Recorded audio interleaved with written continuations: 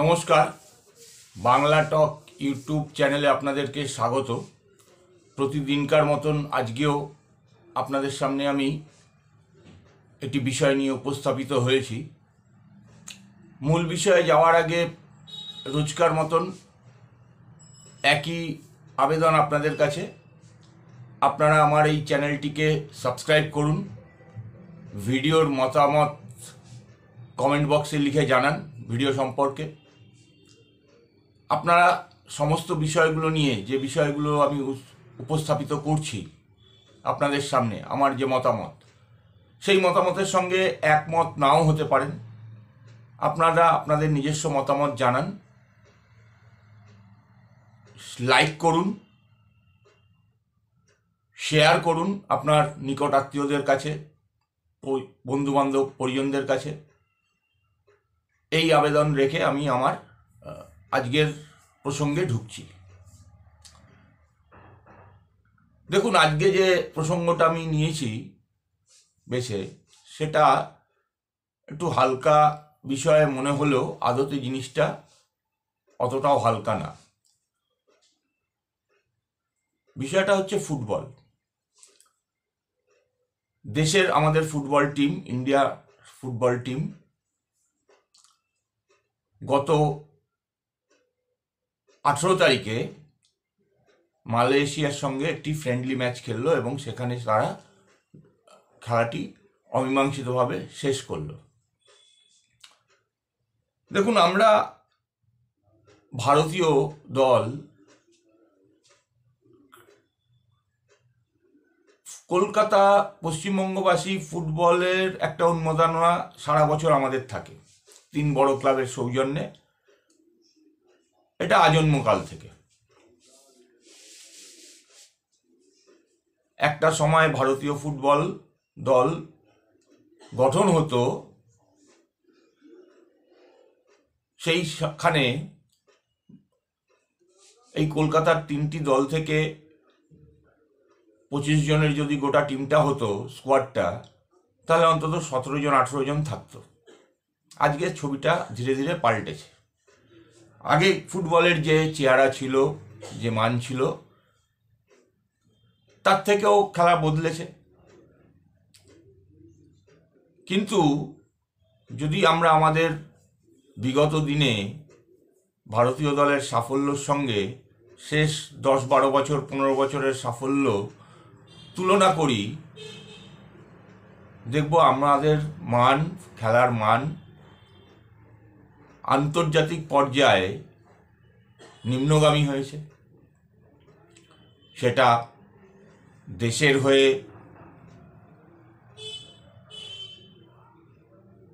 যেমন হয়েছে, ক্লাব পর্যায়ে যখন আন্তর্জাতিক ক্ষেত্রে কোনো ম্যাচ খেলতে গেছে আমাদের দেশের কোনো ক্লাব, 1-2টি ক্ষেত্র ছাড়া সব ক্ষেত্রেই আমাদের ফলাফল অনুকূলে আসেনি। এই না আসার কারণ কি? আমার যেটা অনুমান বা আমার যেটা ধারণা, সেটা হচ্ছে দীর্ঘদিন ধরে এই খেলা, বিশেষ করে ফুটবল, যেভাবে উন্নত হয়েছে সারা বিশ্ব জুড়ে, যে বৈজ্ঞানিক চিন্তাভাবনা, ধ্যান ধারণা নিয়ে অন্যান্য জায়গার দেশগুলো, বিশেষ করে পশ্চিম এশিয়ার দেশগুলো, ইউরোপ, আমেরিকা, এর কথা তো আমরা ছেড়েই দিলাম, নর্থ আমেরিকা, সাউথ আমেরিকা, এগুলোর কথা ছেড়েই দিলাম।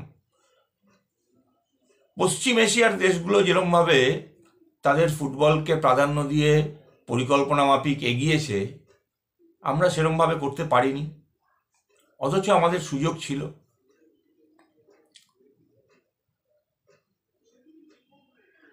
আমরা বাণিজ্যিকীকরণের দিকে ঝুঁকেছি ঠিকই, কিন্তু সেখান থেকে যে রসদ এই ফুটবল প্রশাসকরা জোগাড় করছেন, সেটাকে সঠিক পথে, সঠিক উপায়ে ব্যয় করার কোনো পরিকল্পনা করতে পারছে না। ভাবলে অবাক লাগে, এত বড় একটা দেশ, 130 কোটির একটা দেশ, আমরা বিশ্বকাপে কোয়ালিফাই করতে পারছি না। অথচ আমাদের 20 ভাগের 1 ভাগ লোকসংখ্যার যে সমস্ত দেশে, তারা ফুটবলে বিশ্বকাপ খেলছে। ক্রিকেটে কিন্তু অবস্থাটা সেরকম না, ক্রিকেটে ঠিক উল্টো। জানি না আজকে ক্রিকেট 12টা 14টা 15টা দেশ খেলে, আগামী দিনে যদি ক্রিকেটের প্রসার ঘটে আরও সারা বিশ্বব্যাপী, সেক্ষেত্রে আমাদের কি অবস্থান থাকবে আমরা জানি না। কিন্তু তুলনামূলকভাবে ক্রিকেটকে যেমন আমরা সারা বিশ্বে শাসন করি, ফুটবলে আমাদের অস্তিত্ব নামতে নামতে ফিফা ক্রমতালিকায় 125 নম্বরে দাঁড়িয়েছে। এই বছরের কথাই ধরা যাক।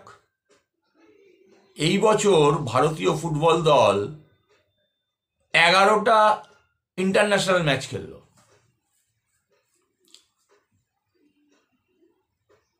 4টে তার মধ্যে ফ্রেন্ডলি ম্যাচ ছিল, 3টে এশিয়ান এশিয়ান কাপের গ্রুপ পর্যায়ের ম্যাচ ছিল, এবং 4টে ওয়ার্ল্ড কাপের কোয়ালিফাইং ম্যাচ ছিল। এই 11টা ম্যাচের মধ্যে একটি ম্যাচও জিততে পারল না ভারতবর্ষ। এমনকি আমাদের থেকে নিচের সারির দল, ক্রমপর্যায়ে ফিফা র্যাঙ্কিংয়ে আমাদের থেকে নিচে যে দল মালয়েশিয়া, সর্বশেষ ম্যাচে তাদের সঙ্গেও আমরা 1 গোলে হারতে হারতে ড্র করেছি।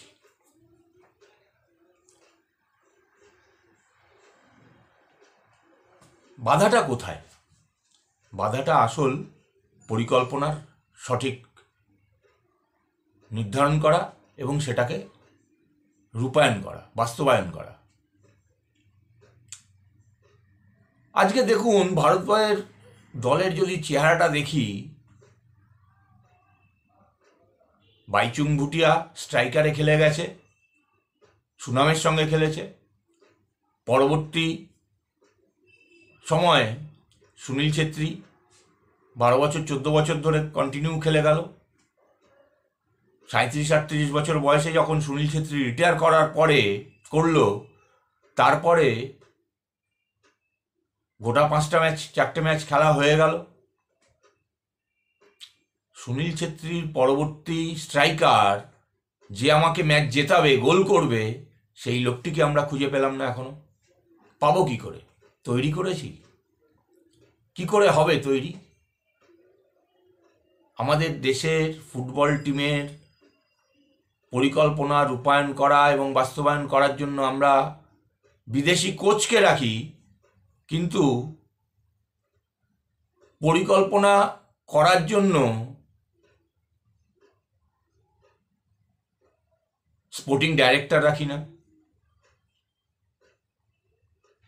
আবশ্যক তো স্পোর্টিং ডাইরেক্টর দেশ তথা দেশের অগ্রগণ্য ক্লাব যেগুলো রয়েছে, সেই ক্লাবগুলো কি পদ্ধতিতে খেলবে,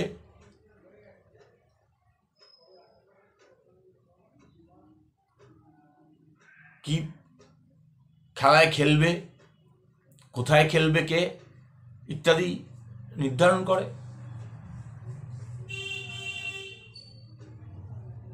আমরা আজ অবধি স্পোর্টিং ডাইরেক্টর দেখতে পেলাম না দেশের।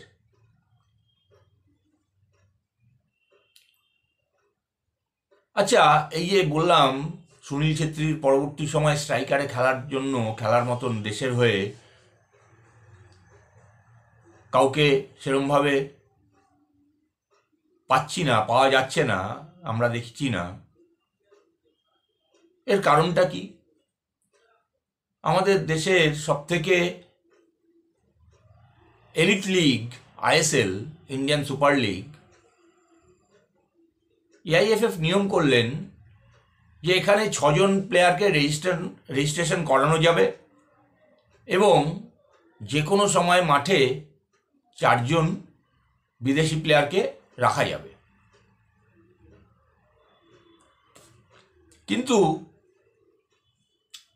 আমরা যদি প্রত্যেকটি ক্লাবের স্ট্রাকচার দেখি তাহলে দেখব এই বিদেশি খেলোয়াড়রা ক্লাবের প্রত্যেক ক্লাবেই ফরওয়ার্ড লাইনে স্ট্রাইকারের ভূমিকায় একজন করে বিদেশি। কারণ ক্লাবগুলো তো দোষ নেই, তারা তো জিততে চায়, জিতলে প্রাইজ মানি, ক্লাব চালাতে সারা বছর প্রচুর খরচা, স্বাভাবিকভাবে তাদেরকে জিততে হবে, সমর্থক পরিবেষ্টিত ক্লাব। তারা কেন দায়িত্ব নিয়ে বিদেশিকে বাদ দিয়ে ভারতীয় কোনো খেলোয়াড়কে স্ট্রাইকারে খেলাবে? আজকে দেখুন জাতীয় দলে মনবীর সিং বর্তমান স্ট্রাইকার, খেলছে কোথায়? মনমোহন সুপার জায়ান্ট যখন মাঠে নামে, মনবীর সিং যখন প্রথমে একাদশে থাকে তখন উইংয়ে খেলে, ভারতীয় দলে সে স্ট্রাইকার। বিক্রম প্রতাপ সিং চান্স পায় কম, সাবস্টিটিউট হিসেবে নামে, মুম্বাই সিটি এফসির প্লেয়ার।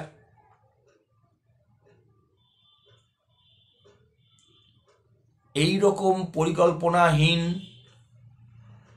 পরিকাঠামো আমাদের ফুটবলকে উন্নত তো করছেই না, পক্ষান্তরে আরও আমাদের মানকে নিম্নগামী করছে। আচ্ছা, এআইএফএফ তো 6 জন বিদেশি প্লেয়ারকে রেজিস্ট্রেশন করতে পারবে ক্লাবগুলো কথা বলেছে, সাথে সাথে তো এটাও বলে দিতে পারত যে 4 জন সর্বমোট একসঙ্গে বিদেশি প্লেয়ার মাঠে থাকবে, কিন্তু সর্বক্ষণ সব ক্লাবগুলোকে একজন করে ভারতীয় স্ট্রাইকার মাঠে রাখতে হবে।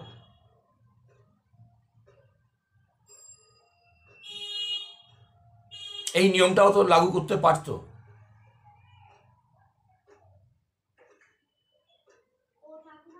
একই অবস্থা ডিফেন্সের স্টপার লাইনের ক্ষেত্রে। সন্দেশ ঝিঙ্গান 10 বছর পরে চোট কাটিয়ে আজকেও সে খেলে যাচ্ছে। আমরা জানি না আনোয়ার না থাকলে ভারতীয় দলের ডিফেন্সে কে দাঁড়াবে, সন্দেশ ঝিঙ্গান কতদিন আর খেলতে পারবে। সন্দেশ ঝিঙ্গানের অবর্তমানে রাহুল ব্যাকে খেলে, আদতে সে সাইড ব্যাকের প্লেয়ার।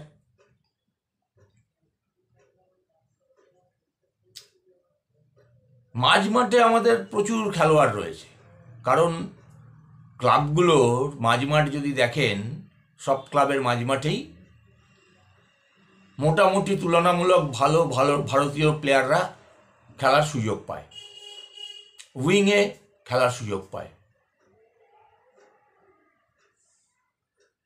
ক্লাবের খেলাতে মূলত স্ট্রাইকার, স্টপার, ডিফেন্স লাইনে, এই জায়গাগুলোতে কোনো দল বিদেশি ভারতীয় খেলোয়াড়কে চট করে সুযোগ দিতে চায় না, ভরসা করতে পারে না। এরই মধ্যে একটি ভালো দিক, যেটা রাজ্য লিগগুলোতে আগে বিদেশি খেলোয়াড় খেলানো যেত, সেখানেও একই জিনিস ছিল, ক্লাবগুলো তাই করত, বিদেশি দিয়ে ফরওয়ার্ড ভর্তি করে রাখতো যাতে তারা গোল করতে পারে, জিততে পারে। এই রাজ্য লিগে বিদেশি খেলোয়াড়দের নিষেধাজ্ঞার পরে বেশ কিছু ইয়াং ট্যালেন্টেড ছেলে উঠে এসছেন, যারা প্রতিনিয়ত এই খেলাগুলোতে গোল করছে। আগামী দিনের দিকে নজর দিয়ে এই সমস্ত নতুন নতুন ট্যালেন্টদের আরও বেশি করে যাতে বড় ক্লাবগুলোতে, বড় মঞ্চে সুযোগ পেতে পারে, সেই ব্যবস্থা এআইএফএফকে করে দিতে হবে। এই দাবি উঠতেই পারে। আমরা জানি না ক্রীড়ামোদী মানুষের কোনো অংশের থেকে বা সকলে মিলে এই দাবি উঠবে কি না। ওঠা উচিত। দেশের ফুটবল তার অগ্রগতির জন্য এই কাজ করা আবশ্যক এবং অতি দ্রুত পরিকল্পনা করে এই কাজে যদি অবতীর্ণ না হওয়া যায় এবং বাস্তবায়িত করা না যায়, তাহলে কিন্তু আগামীর দিনটা ফুটবলের জন্য, দেশের ফুটবলের জন্য অন্ধকারাচ্ছন্ন থাকবে। ধন্যবাদ, নমস্কার।